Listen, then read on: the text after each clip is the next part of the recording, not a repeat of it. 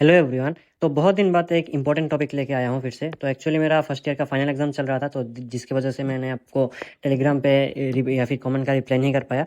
तो आज ये सबसे ज़्यादा स्टूडेंट्स का प्रॉब्लम होता है कि वो मॉक टेस्ट तो देते हैं लेकिन उनका मार्क्स जो है वो एक ही जगह के फिक्स्ड रह जाता है। तो मैं ये बता दूँ, ये सभी स्टूडेंट्स का सेम ही रहता है। इवन मेरा भी पहले 350 के ऊपर कभी मार्क्स गया ही नहीं, ठीक है, इसमें ही अटका रहता था। तो आज मैं आपको बताऊंगा कि कैसे आप इसको इम्प्रूव कर सकते हैं अपने मिस्टेक्स को एनालिसिस करके, ठीक है। तो इसको एकदम ध्यान से आखिर तक देखिए। तो देखो, मान लो आपका फर्स्ट एक टेस्ट था, आपको लिविंग वर्ल्ड, और केमिस्ट्री में था आपका मोल कॉन्सेप्ट, और फिजिक्स में था आपका मान लो न्यूटन्स लॉज ऑफ मोशन। इसके आपको मान लो आपने मॉक टेस्ट दिया, मॉक टेस्ट देके आपका मान लो 275 मार्क्स आया, ठीक है। तो आप स्टूडेंट्स क्या करते हैं, इसके मान लो एक हफ्ता बाद दूसरा एक टेस्ट है, मॉक टेस्ट। इसमें है आपका बायोलॉजिकल क्लासिफिकेशन, ठीक है, केमिकल काइनेटिक्स और मान लो ग्रेविटेशन, ठीक है।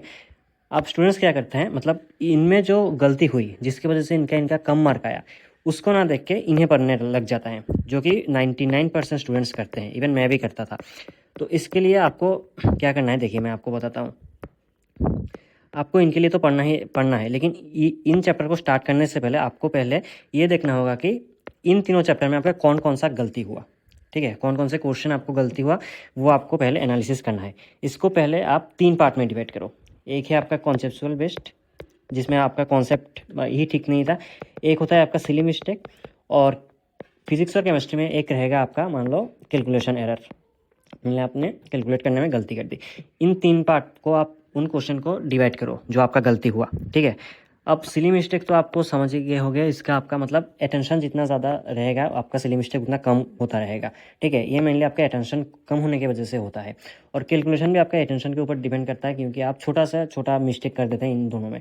तो इन दोनों को आप आसानी से कर सकते हैं, लेकिन जो मेन प्रॉब्लम करता है वो है जो आपका कॉन्सेप्ट ही ठीक नहीं था आपका, ठीक है। मान लो एनएलएम में आपने एक फ्री बॉडी डायग्राम बनाने में गलती कर दी, ठीक है, आपको बनाना नहीं आता। तो आप क्या करो, जिस टॉपिक पे गलती हुआ, ठीक है, उसको फिर से पढ़ो।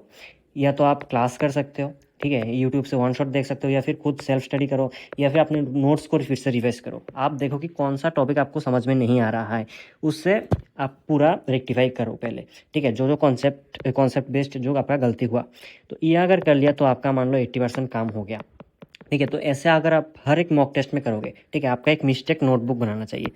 इस मिस्टेक नोटबुक में क्या होगा, ये जो मैंने 3 यहाँ पे बताया, ठीक है, एक कॉन्सेप्ट बेस्ड, एक सिली मिस्टेक और एक कैलकुलेशन बेस्ड मिस्टेक, ये तीनों चैप्टर वाइज आप लिखो, ठीक है। बायोलॉजी का, केमिस्ट्री का, फिजिक्स का, तीनों एक अलग अलग करके एक कॉपी बनाओ और उसमें लिखो, और उसको रिवाइज करते रहो। मान लो एफबीडी डायग्राम कैसे बनाना है ये आप यहाँ पे लिख लो, ठीक है। तो इसे जितने बार आप देखोगे उतना उस कॉन्सेप्ट को आपने उतना बेहतर होता जाएगा। तो ऐसे आप तीनों जो सब्जेक्ट हैं उसको बनाओ। ये सबसे ज़्यादा इफेक्टिव लगा मुझे, क्योंकि मैंने भी ये फॉलो किया था। तो जिस आप देखोगे कि जब इन चैप्टर के ऊपर फिर से एग्जाम होगा, ठीक है, तब देखना आपका थोड़ा बहुत भी इम्प्रूवमेंट देखने को ज़रूर मिलेगा।